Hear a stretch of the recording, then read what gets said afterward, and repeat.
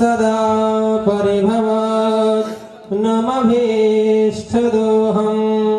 तीर्थास्पदं शिवविरं चिनुतं शरण्यं विद्यार्थिहं प्रणतपालभवाब्धिपूतं वन्दे महापुरुषते चरणारविन्दम् कृष्णाय वासुदेवाय हरे परमात्मने प्रणतक्लेशनाशाय गोविन्दाय नमो नमः। श्री पुराण पुरुषोत्तमाय नमः।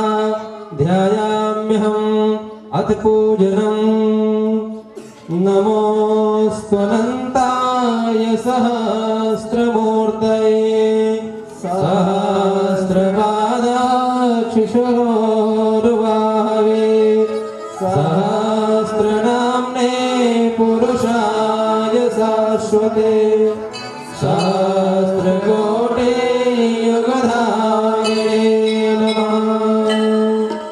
कान्तिः शितः मृषतेन्द्रितशारदेन्दु यत्रैकतो विलसितामसिताङ्गशोभा वृन्दावनेऽपि कृतया मुनगाङ्गशङ्गं राधामुकुन्दयुगलं नमामि। अखण्डमण्डलाकारं व्याप्तं येन चराचरं तद्पदं दर्शितं येन तस्मै श्री गुरवे नमः।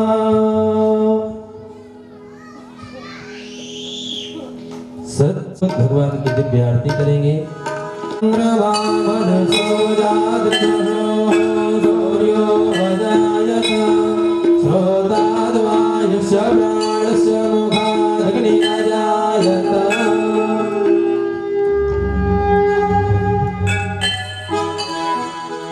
श्री भागवत भगवान श्री भागवत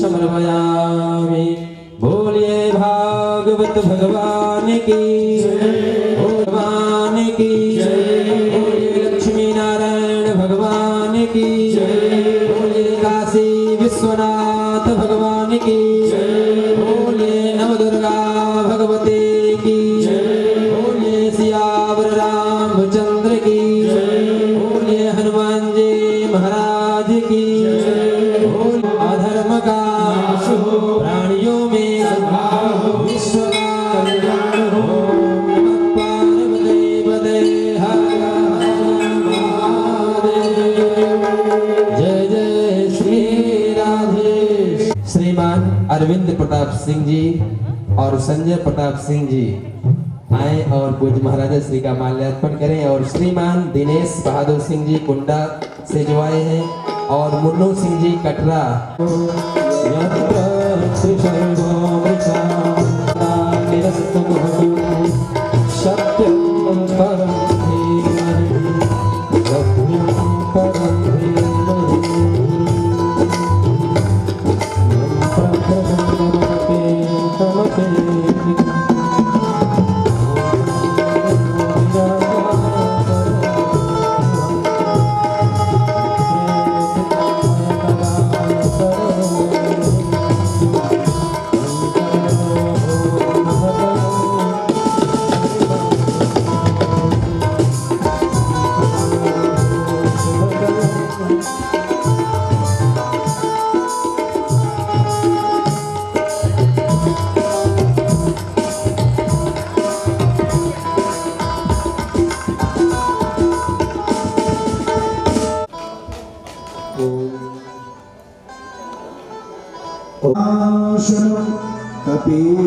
कपीशमक्षहंकारं वंदे लंकाभयंकरं यत्र यत्र रघुनाथ कीर्तनं तत्र तत्र कृतमस्तकाञ्जलिं वाष्पवारि परिपूर्णलोचनं मारुतिं नमत राक्षसान्तकम्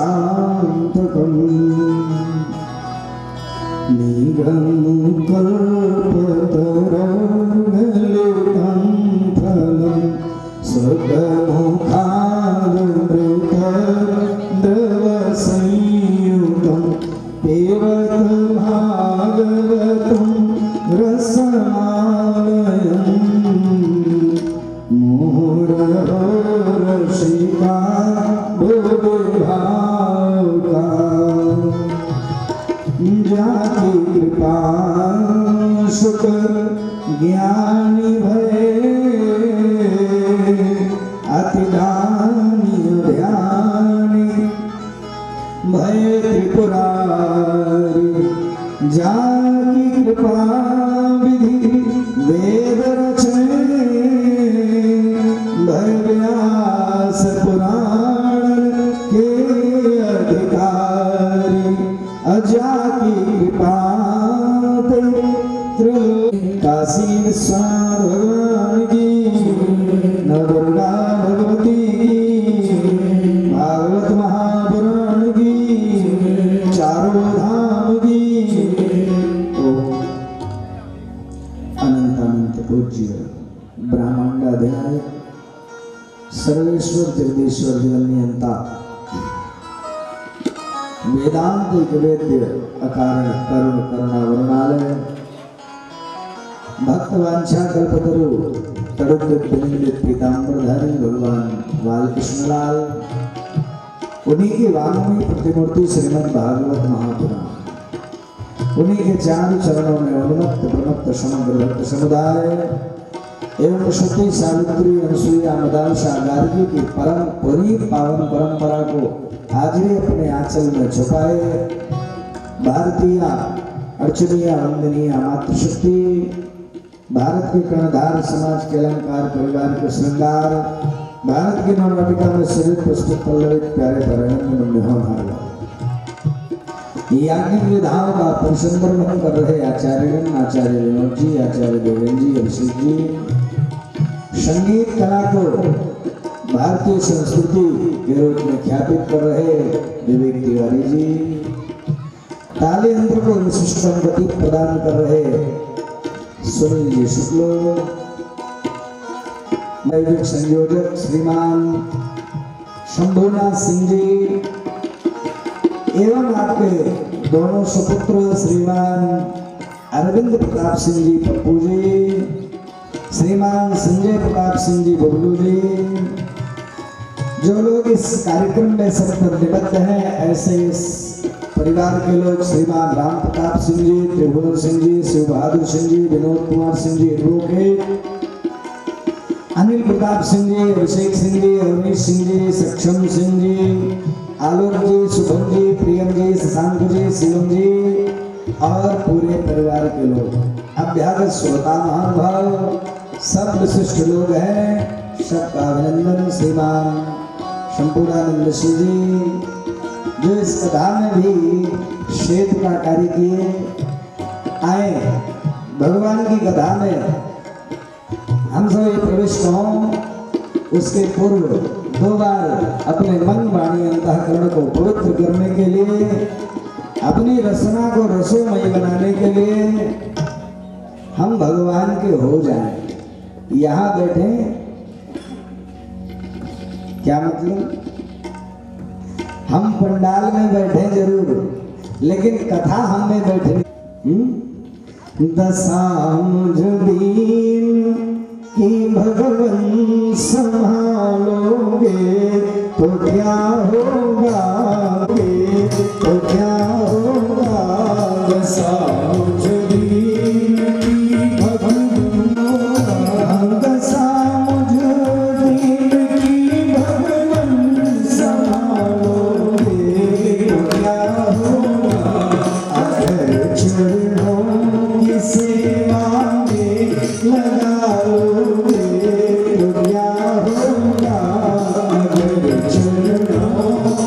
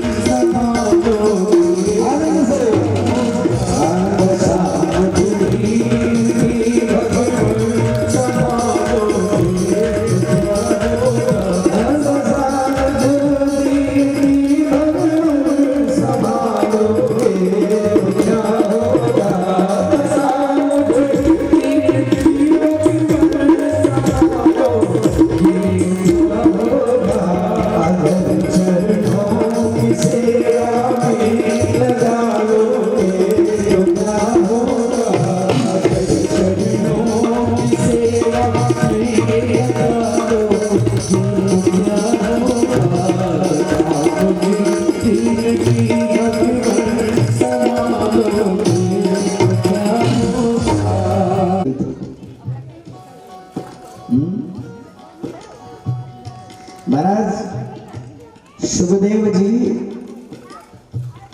सुखदेव जी विराजमान है कहा? व्यासपीठ पर। राजर्षि परीक्षित जो सुशासन करने वाले राजा हैं, सारे राज आभूषणों का परित्याग करके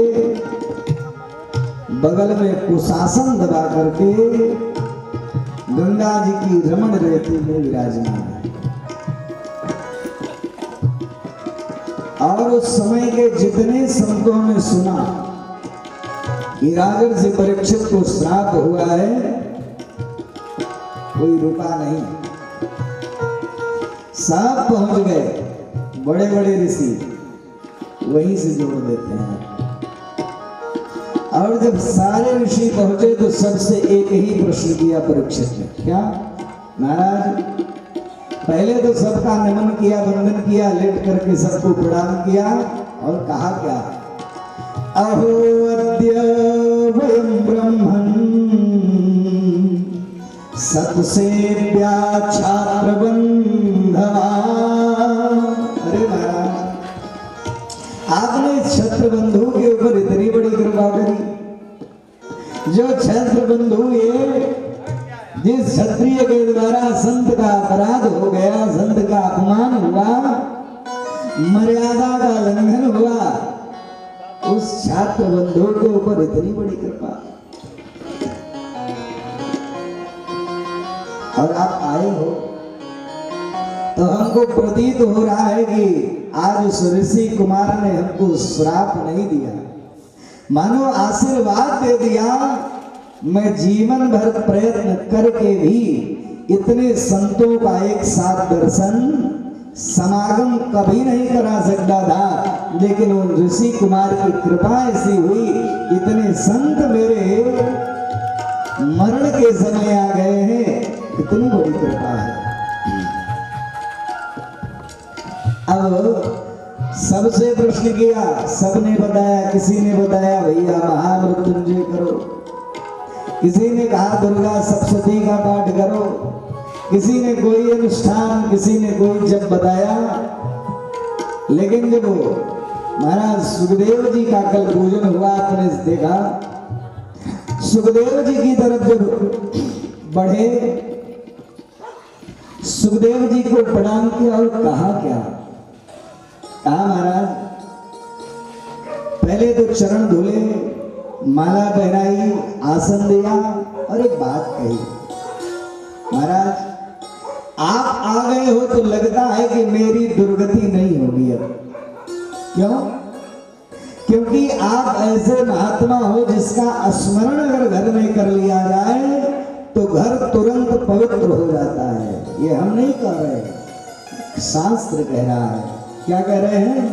एसाम संस्मरणात् पुंसां सद्यः शुद्ध्यन्ति वै गृहा। सद्यः तुरंत, शुद्ध्यन्ति शुद्ध हो जाता है क्या? घर का। एसाम संस्मरणात् पुंसां सद्यः शुद्ध्यन्ति वै गृहा। किं पुनर्दर्शन स्पर्श पाद शौचासनादिभिः। और कहीं आपका पाँव धुलने को मिल गया घर में, कहीं आपकी वाणी सुनने को मिल गई तो कल्याण ही कल्याण है। मुनियों ने कहा, ऋषियों ने, अरे परीक्षित ये बात में नहीं फंसने वाले हैं, इनसे तुम अपनी बात पूछो, अपना प्रश्न करो, तुम्हारा कल्याण जिसमें है। परीक्षित समझ गए। परीक्षित ने क्या कहा? अतः प्रक्षामि संसिद्धिं योगिनां परमं गुरो पुरुषस्य यत् कार्यं म्रियमाणस्य सर्वथा। म्रियमाण व्यक्ति का कर्तव्य क्या है? क्या प्रश्न किया? 7 दिन में जिनकी मृत्यु सुनिश्चित है उनको क्या करना चाहिए? ये प्रश्न है। आपको निवेदन करूं, दुनिया में कोई भी ऐसा व्यक्ति नहीं है जिसका 7 दिन के अलावा जीवन, मृत्यु, खान पान, भोजन, विवाह, शयन हो। है कोई? क्योंकि 7 ही दिन बना है, 8वां दिन बना ही नहीं है। रवि से शुरू करिए, आज 7वां दिन है, शनिवार। और भी कोई दिन है क्या? रवि, सोम, मंगल, बुध, गुरु, शुक्र, शनि, इनके अलावा कोई दिन नहीं बना है। इसलिए प्रश्न क्या किया? 7 दिन में जिसकी अपनी नहीं, स्वा का प्रश्न नहीं किया, परम का प्रश्न किया, समूह का प्रश्न किया। कहा महाराज 7 दिन में जिसकी मृत्यु सुनिश्चित है उसको क्या करना चाहिए? महाराज पूछना ही था। सुखदेव जी का प्रश्न इतना सुंदर लगा कि नियम है ना, कथा के पहले नियम है, गुरु जी का ध्यान करना है। भगवान की कथा के पहले 2 शब्द भगवान का संकीर्तन करना है, लेकिन कुछ नहीं किया। ना भगवान का ध्यान किया, गुरु का स्मरण नहीं किया और ना ही संकीर्तन किया, सीधा कथा सुनाने लगे। और एक बात बताएं, दुनिया में शायद 2 लोग मौन रहते हैं, 2 लोग मौन रहते हैं। पहले वो मौन रहते हैं जो प्रकांड विद्वान हैं, वो बिना कुछ पूछे नहीं बोलते, और दूसरे वो मौन रहते हैं जिनको कुछ नहीं आता। बीच वाले हमेशा कुछ ना कुछ बोलते रहते हैं बिना पूछे भी। उनको बताना है कि हमको समझे कोई, हम भी पढ़े लिखे, हमको समझे कोई। संपूर्ण कुंभ न करो शब्दम, जो पूरा भरा होता है कुंभ वो शब्द नहीं करता, और जो आधा होता है वो छलकता रहता है इधर उधर। इसलिए पहले कुछ नहीं बोल रहे थे, लेकिन जब प्रश्न किया, एक निवेदन और करूं, मूर्खता और विद्वता दोनों वाणी के बोलने पर ही समझ में आता है। मूर्खता और विद्वता तब तक छिपी रहती है जब तक व्यक्ति बोलता नहीं है। जैसे बोलेगा वैसे समझ में आ जाएगा ये किस स्तर तक पढ़ा लिखा है, उसकी वाणी की प्रखरता से समझ में आ जाएगा। उसके शब्द कोशों से समझ में आ जाएगा ये किस स्तर तक पढ़ा लिखा है, वो अपने आप समझ में आ जाएगा। महाराज सुखदेव जी से जैसे प्रश्न किया, सुखदेव जी के मुख से पहला शब्द क्या निकला, ध्यान से समझिए। वरियानेशते प्रश्नः, क्या निकला? वाह ब्रह्म का द्योतक है सज्जनों। जैसे लंग कहने पर पृथ्वी का आभास होने लगता है विद्वानों को, विराट पुरुष के भू कह देने से पृथ्वी बन गई, हम कहने पर आकाश का आभास होने लगता है, उसी तरह से वंग कहने पर ब्रह्म का भास होने लगता है। क्या बोल गए? वरी। इतना प्रश्न सुंदर लगा, न गुरु का ध्यान किया, न किसी का कीर्तन किया, सीधे कथा सुनाने लगे। वरियाने सते प्रश्न कृतो लोकहितो। आपने लोकहित के लिए प्रश्न किया है, प्रसन्न हो गए। इतने प्रसन्न हुए महाराज, कृतो लोकहितो, आपने जगत कल्याण के लिए प्रश्न किया है। सुनो, आपका जो प्रश्न है इतना सुंदर लग गया है, पहली चीज तो अपने मन से निकाल दो कि 7 दिन में तुम्हारी मृत्यु हो सकती है। जब तक हम बैठे हैं यहाँ, काल का भी सामर्थ्य नहीं है कि तुमको हमारे सामने से उठा ले जाए। इसलिए अपने मन से निकाल दो, तुमको मृत्यु को प्राप्त होना है। इसलिए एक बात सुनो, मरण और मृत्यु में बहुत बड़ा अंतर नहीं है। कहा महाराज कहते किसको है? कहा हमारे जीवन से सारी इच्छाएं खत्म हो जाए, हमारे जीवन की सारी इच्छाएं पूरी हो जाए, हमारे जीवन की सारी जिज्ञासाएं समाप्त हो जाए और हमारा जीवन छूटे, यही मोक्ष है। और हमारे जीवन में ये मन में लगा रहे कि अभी तो 2 गाड़ी और खरीदनी है, 2 प्लाट और खरीदने हैं, 2 जगह घर और बनवाना है, अभी राजधानी में तो बना ही नहीं। ये मन में लेकर के अगर हमारा शरीर छूटे तो निश्चित रूप से सज्जनों यही मरण है, ये मोक्ष नहीं होगा, चाहे जितना भी भजन कर ले। लेकिन अगर जीवन की जिज्ञासाएं पूर्ण हो गई, स्वार्थ खत्म करके परम में लग गया, तो निश्चित परम पद प्राप्त करेगा। ऐसी स्थिति में कहा कि महाराज यदि आप चाहते हो मोक्ष तो एक काम करो, क्या? तस्माद् भारत सर्वात्मा भगवान ईश्वरो हरि श्रोतव्यः कीर्तितव्यश्च ध्येयः पूज्यश्च नित्यदा। यदि आप परम पद चाहते हो तो भगवान का स्मरण करो, श्रोतव्य, पहले उनके विषय में श्रवण करो, फिर कीर्तितव्यस्य, फिर संकीर्तन करो, फिर ध्यान करो, फिर पूज्यास्य, पूजन करो, नित्यदा, नित्य पूजन करो।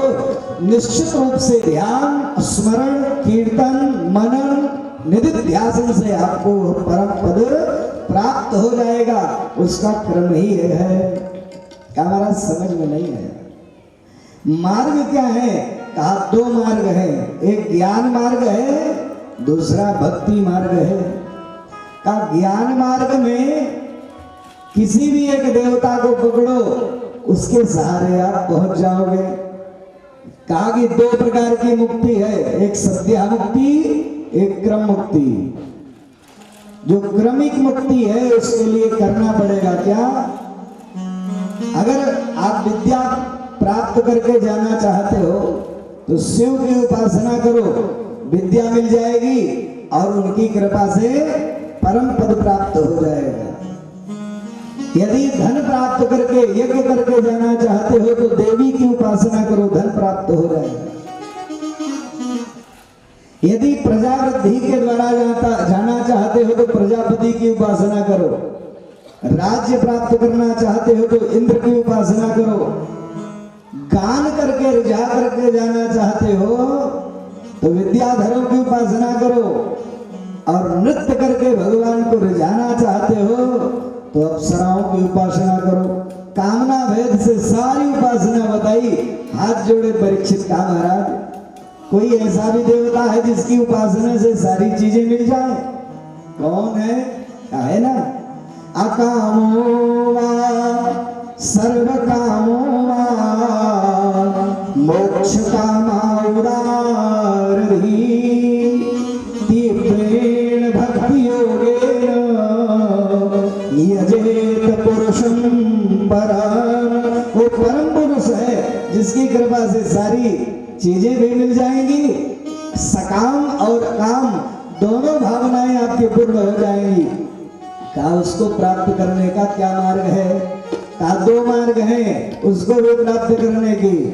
एक मार्ग है ज्ञान मार्ग योग का, और दूसरा मार्ग है भक्ति मार्ग।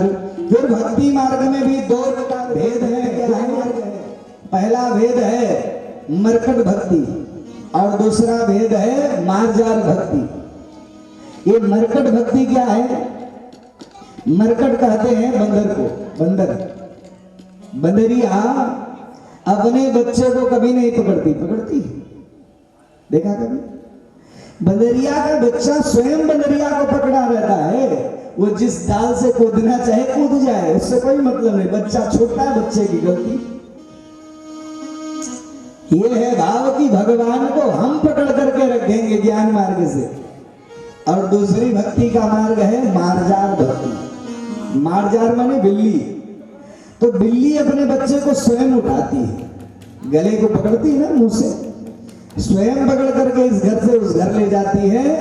तो अगर बिल्ली का बच्चा छोड़ता है तो गलती किसकी होगी?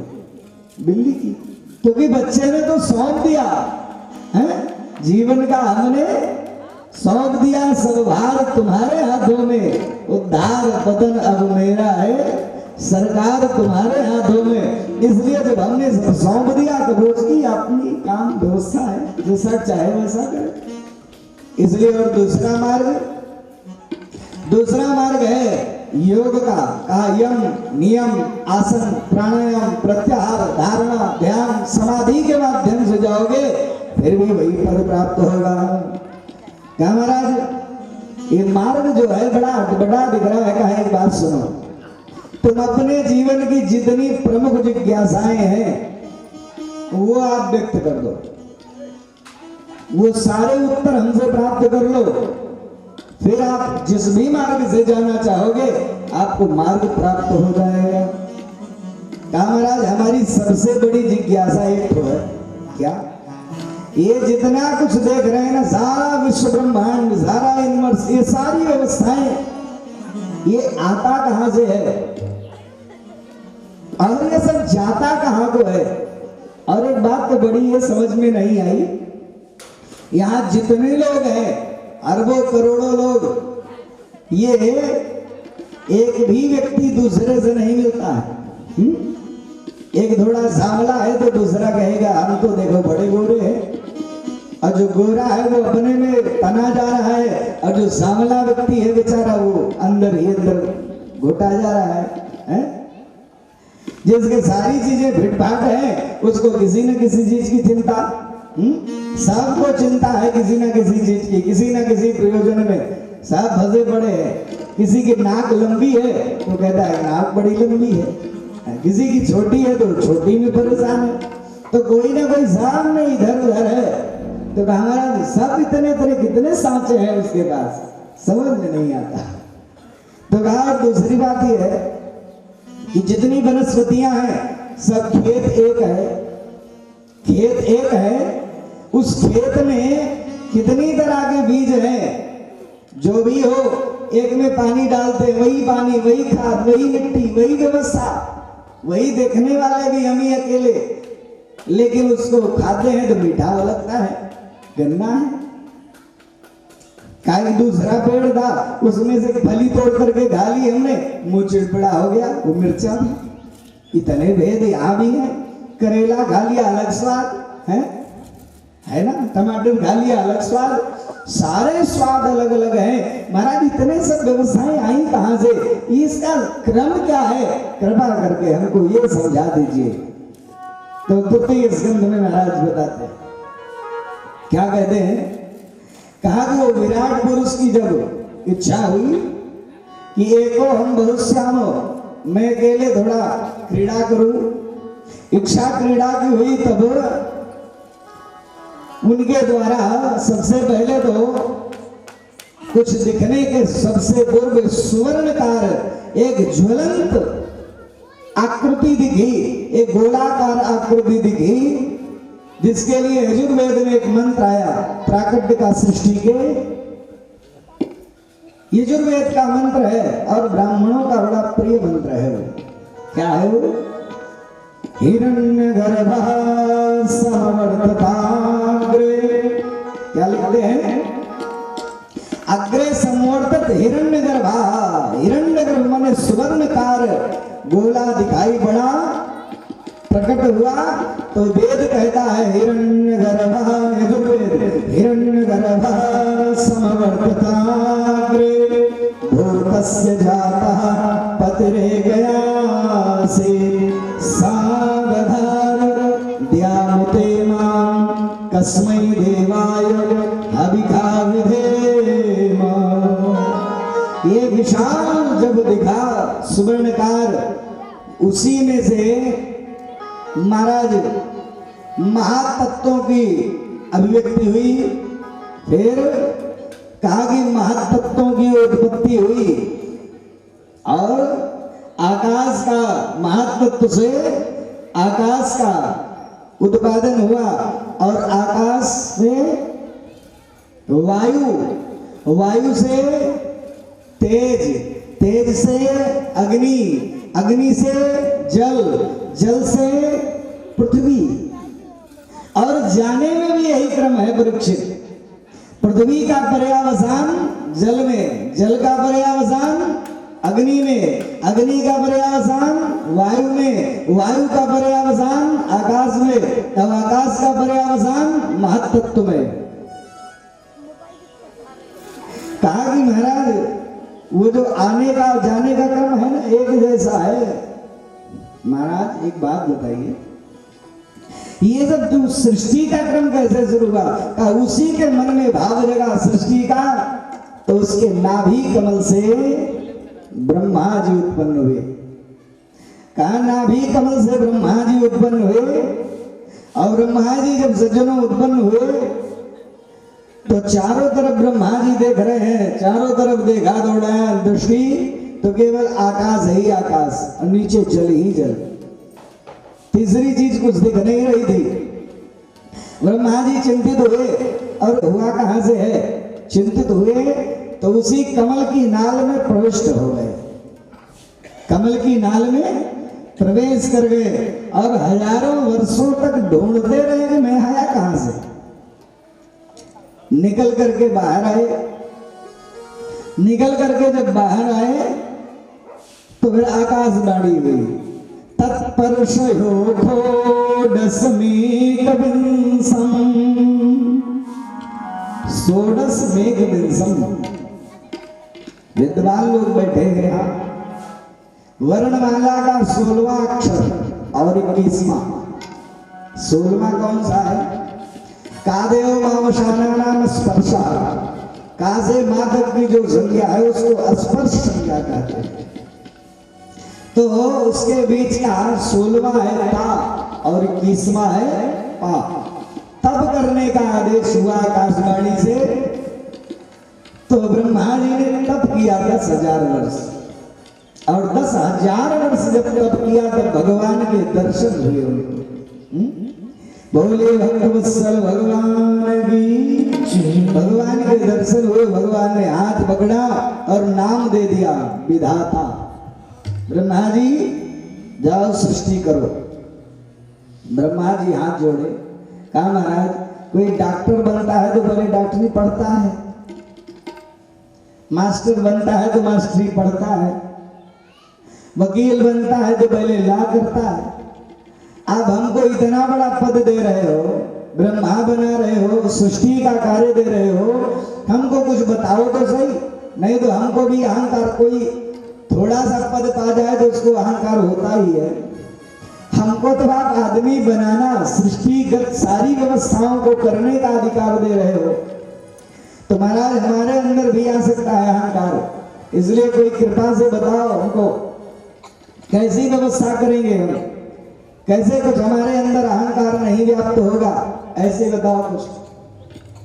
ब्रह्मा जी से भगवान मुस्कुराए। भगवान ने कहा ब्रह्मा जी इसमें तुमको अहंकार करने की कौन सी बात है, तुम्हारा अपना लगेगा क्या। तब भगवान ने 4 श्लोक में ब्रह्मा जी को भागवत सुनाई। ये चतुश्लोकी भागवत कहते हैं, ये कान में जाएगी तो कल्याणकारी मंत्र है। 4 श्लोकों में भगवान नारायण के द्वारा यही भागवत ब्रह्मा जी को दिया गया। क्या है उसका मतलब, ध्यान से सुने।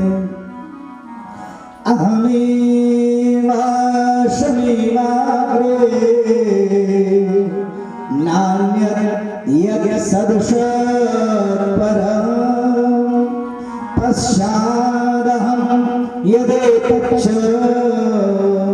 एव सस्येत सोऽस्म्यहम् ऋतेर्थं यद्प्रतीयेत नाप्रतीयेत चात्मनि तद्विद्यात्मनो माया यथा वासो यथा तमः यथा महन्ति भूतानि भूतेषु वजेष्वनु प्रविष्टान्यप्रविष्टानि यथा ते स्मरते श्वः एतावदेव जिज्ञासा तत्त्वजिज्ञासुनात्मनः अन्मया व्यतिरेकाभ्यां यत् स्यात् सर्वत्र सर्वदा। भगवान ने 4 श्लोक में भागवत सुनाई, अर्थ भी थोड़ा समझिए। भगवान ने बताया ब्रह्मा जी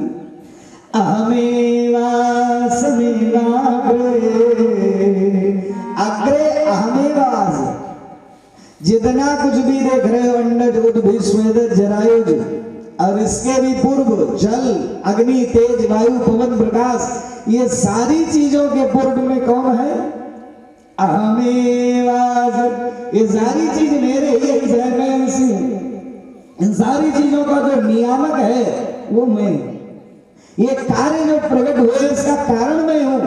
और एक बात सुनो, ये सारी चीजें जैसे भी हमने बताया इनका जब पर्यावसान होगा, ये सारी चीजें नष्ट जहां होती है उसको काल कहते हैं, और काल भी जहां पहुंच करके समाप्त हो जाता है, जिसकी गति काल की भी, वो हम हैं। क्या बताया, हमें जितना कुछ देख रहे हो सत असत, और इनको प्रकट करने की जो विवेक की बुद्धि है, ये भी मैं ही हूं। क्या कहा, हमें कहा कि ये कुल्हड़ भी मैं हूं, मिट्टी भी मैं हूं, और बनाने वाला भी मैं हूं। मेकर और मैटर दोनों मैं हूं। दुनिया में हर जगह भगवान की जो व्यवस्था है वो क्या करते हैं, केवल मेकर है, बनाने वाले हैं। लेकिन हमारे परमात्मा भगवान वो जगत बनते भी हैं और बनाते भी हैं। भगवान क्या है, भगवान ने बताया कि मैं मिट्टी भी हूं, कुम्हार भी मैं हूं, और जो बन करके तैयार होता है घड़ा, वो भी मैं ही हूं। तुम दूसरा कुछ मत समझना। और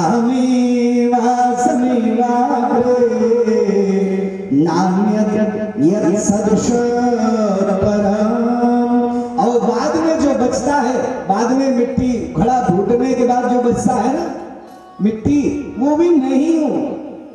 क्या बताया भाई, सोने को आपने दिया ले जाकर के, महाराज ये सोने क्या, सोना है, सोने का सिक्का, आप इसमें बना दीजिए थोड़ा, आप कुंडल से बना दीजिए, बन गया। क्या था पहले, सोना, बन गया क्या, क्या बना भी? हार बना, कुंडल बना, कंगन बना, कंकड़ बना, सब बना। और बना तो उसमें क्या है? सोना। फिर एक दिन हमारी इच्छा हुई कि ये ठीक नहीं है इतना सब हार वार, इसको फिर सोना गला करके करते हैं। आपने उठाया, सब कूट कूट करके उसको क्या बना दिया? फिर क्या बचा उसमें से? सोना। तो भगवान ने यही समझाया, ब्रह्मा जी, जो था है रहेगा वो सोना मैं ही हूं और दूसरी कुछ चीजें नहीं। कहा जो बनता है, बनाता है, बनाने वाला सब मैं ही हूं, कुछ नहीं करना तुमको।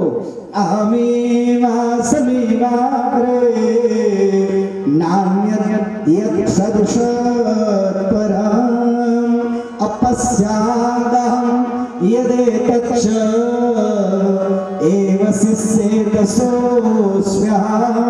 ब्रह्मा हृदयर्थं यत् प्रतीयेत नाप्रतीयेत चात्मनि तद्विद्यात्मनो माया यथा भासो यथा तमः। ब्रह्मा जी, जितना कुछ तुमको प्रतीत हो रहा है, जितना कुछ असत्य है, वो प्रकट रूप से दिखे और जो सत्य है वो ना दिखे। मतलब जो सत्य परमात्मा है सबके भीतर कण कण अणु अणु में, उसको छुपाना, और जो सत्य नहीं है उसको प्रकट दिखाना, ये क्या करेगी? मेरी माया। इसमें भी तुमको कुछ नहीं करना। क्या कहा? तद विद्यात्मनो माया यथा भासो यथा तमः। जो असत्य है उसको दिखाना और जो सत्य रूप परमात्मा है उसको छुपाना, ये भी मेरी माया का ही कार्य है, इसको भी कुछ नहीं करना। और तीसरी बात क्या बताई? कहा कि यथा भासो यथा तमः यथा महन्ति भूतानि अभूतेषु वचेष्वनु प्रविष्टानि प्रविष्टानि यथा ते स्मरते स्वः। भगवान ने क्या कहा?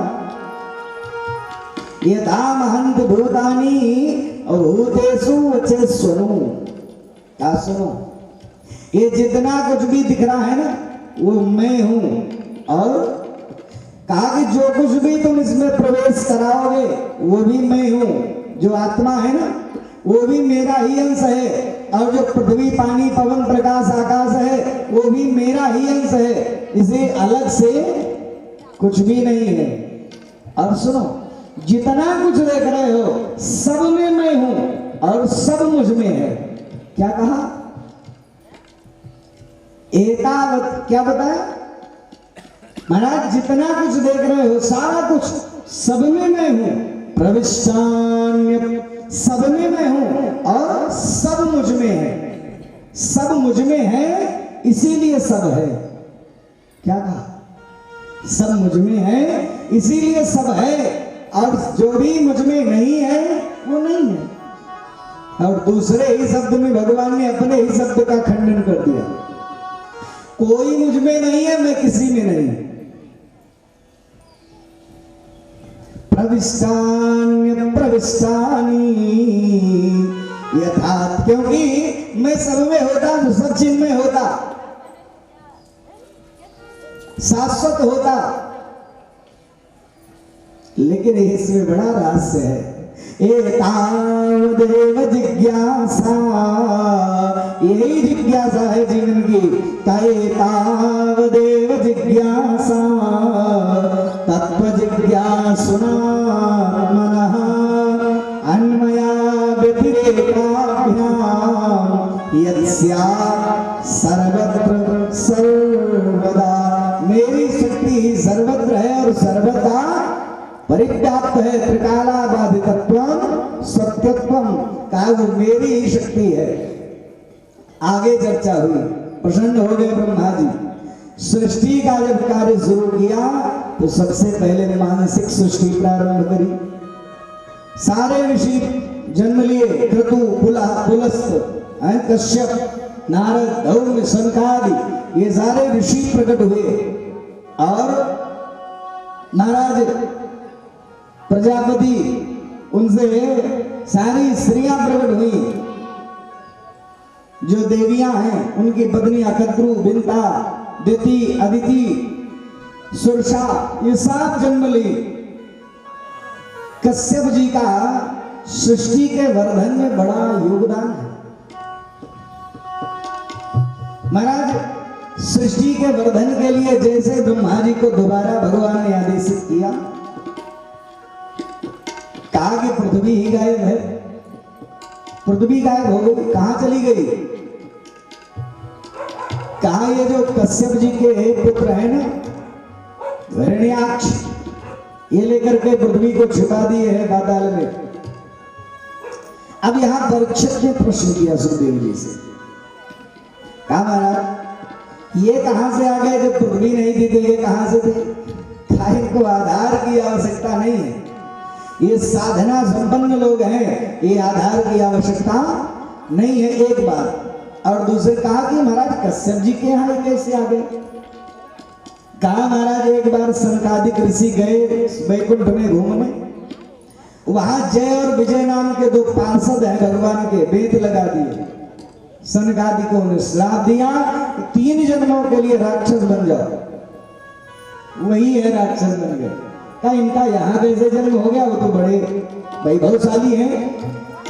आपको निवेदन करूं, माता पिता के पुण्य के प्रभाव से ही जो वायुमंडल के चराचर प्राणी घूम रहे हैं ना जीवाश्म, कौन से माता पिता में कितना पुण्य है, कौन से जीव को लाला और लाली बनाने में समर्थवान है, ये माता पिता के पुण्य पर निर्धारित होता है। का ये इनके यहाँ राक्षस कैसे आ गए? का एक दिन कश्यप जी संध्या का समय था, सायंकाल जा रहे थे संध्या करने के लिए। निवेदन आपसे एक प्रवचन करूं, आप ध्यान से सुनिए। गोधूल के समय, संध्या के समय कुछ कार्य नहीं करने चाहिए। क्या? भोजन नहीं करना चाहिए संध्या के समय, गोधूल के समय रोग होगा। सोना नहीं चाहिए, नेत्र विकार होगा। और पाठ नहीं करना चाहिए, पढ़ना नहीं चाहिए, उस समय भूल जाता है शिष्य जल्दी, संध्या का समय। और मैथुन नहीं करना चाहिए, राक्षस संतानें जन्म लेंगे, इसलिए। लेकिन हुआ क्या? देवी दिति गई दौड़ करके, देखा कि बाबा जा रहे थे, पकड़ा बस। कहा महाराज हमको पुत्र चाहिए। कहा देवी ये समय नहीं उपयुक्त पुत्र का, मिल जाएगा लेकिन अभी समय नहीं। कहा ना एक क्रम है, कामातुराणां न भयं न लज्जा, अर्थातुराणां न पिता न बंधु। काम के वशीभूत होकर के फिर लज्जा और भय नहीं होते। पकड़ लिया वस्त्र, संसर्ग हुआ, और जैसे मैथुन हुआ, स्नान आदि करके आए बाहर, जैसे स्नान करके निवृत्त हुई, बुद्धि खुल गई। बुद्धि खुल भी जाती है पुराणांते, भगवान की कथा सुनने पर बुद्धि तुरंत खुलती है। मैथुनांते और श्मशानांते, श्मशान में जाने पर भी बुद्धि तुरंत खुल जाती है। बताओ हम यही भजन करते थे, बेकार है सब कुछ नहीं, इसलिए वहां भी बुद्धि खुलती है। आज हुआ यही सज्जनों, क्षमा मांगी, कहा महाराज क्षमा करिए, कहा नहीं देगी, तुमने एक पुत्र की इच्छा करी थी ना, 2 पुत्र होंगे और भयानक राक्षस होंगे। देवी महारानी ने गर्भ छोड़ा ही नहीं 100 वर्ष तक, 100 वर्षों तक गर्भ को नहीं छोड़ा। और जब गर्भ को छोड़ा सज्जनों, गर्भ को छोड़ा तो 2 पुत्र हुए, हिरण्याक्ष और हिरण्याकशिपु। हिरण्य माने होता है सोना, और अक्ष माने होता है आंख। जिसकी आंख में ही सोना है, लोभ का जो प्रतीक है, क्या हुआ? महाराज हिरण्याक्ष ले जाकर के छिपा दिया। नारद जी निकले थे भ्रमण पे, नारद जी की वाणी सुना। नारद जी कुछ बोलते हैं, आप भी बोलिए एक बार, क्या बोलते हैं? श्रीमन्नारायण नारायण नारायण श्रीमन्नारायण नारायण नारायण श्रीमन्नारायण नारायण नारायण श्रीमन्नारायण नारायण नारायण श्रीमन्नारायण